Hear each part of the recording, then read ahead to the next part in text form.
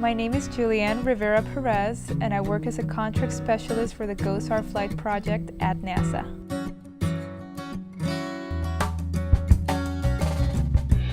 Back in the beginning, I remember I was in Puerto Rico when I got the call from the co-op program manager, and I remember her telling me, "This is the call you've been waiting for." I was very excited, and from there, you know, the rest is history. Here I am. I would have to say that has to be the happiest moment. The day I knew I got accepted here at NASA. It was very hard for me to leave the island, to leave my family, my friends, everything I knew, basically my culture, and come out here to Maryland. I had never been to Maryland before. So I remember I was filled with nerves and excitement at the same time. I just couldn't wait to just get my hands dirty and start working and learning. I started out as an intern, then I was a co-op, and I finally got converted to a full-time permanent position.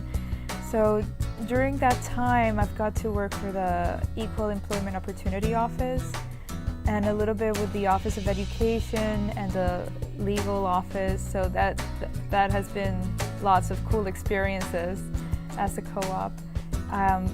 I also worked in the Industry Assistance Office, and now I work for GOSAR. And it's just amazing working with engineers and scientists, and it's like learning a different language.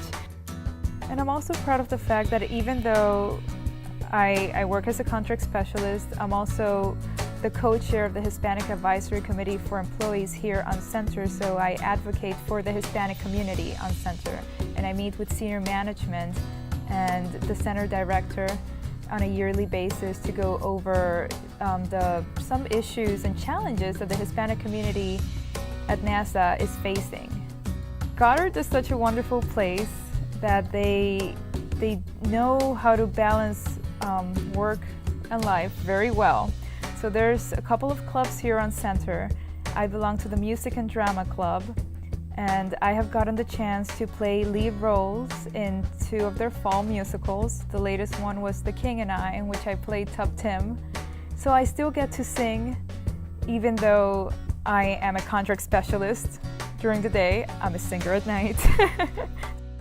In 2010, I was already here full-time, and I became very ill. And I was alone here. I didn't have my family. And for a while, doctors, they didn't know what was going on with me. And finally, I went to Johns Hopkins Hospital, and I was diagnosed with Ehlers-Danlos syndrome and chronic neutropenia. Basically, your immune system's not working. You're not producing enough white blood cells to keep you healthy. I remember telling my husband, "I need to go to the hospital, something's not right." And I'm glad I did, because I went into what's called a neutropenic septic shock. In that moment, when I was hooked up to IV antibiotics and I was alone in a room, I realized how fragile life is. It was so scary. I realized I really have to live my life to the fullest. I can't waste 1 second of it. Ever since then, you know, I'm doing all these things I've always wanted to do, like play the piano, I'm taking violin classes, I'm painting, I'm still doing community theater, I'm singing, which is my passion. I'm just really trying to live my life and not let anything stop me. My parents have really taught me to believe in myself. That's big. That's where it all starts. The one piece of advice I would give the next generation would be to never underestimate what you can accomplish, because when you truly believe in yourself, you never ever give up, no matter what.